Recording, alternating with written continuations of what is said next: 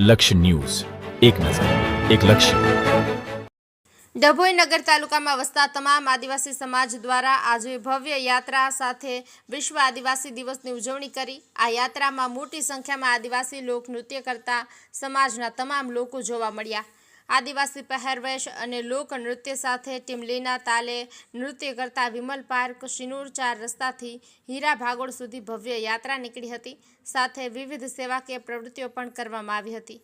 યુનો દ્વારા ઘોષિત વિશ્વ આદિવાસી દિવસ 9મી ઓગસ્ટના દિવસે તમામ આદિવાસી સમાજ દ્વારા ઉજવવામાં આવતો હોય છે.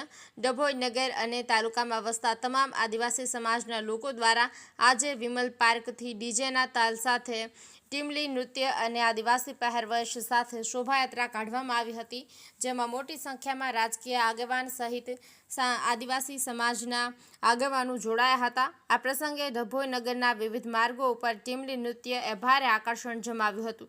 લોક સંસ્કૃતિની ઝાંખી આ પ્રસંગે જોવા મળી હતી. તો કેટલાક આગેવાનો દ્વારા વિવિધ સેવાકીય પ્રવૃત્તિ જેમાં વૃક્ષારોપણ, હોસ્પિટલમાં દર્દીઓને ફ્રૂટ વિતરણ સહિત કરવામાં આવ્યું હતું.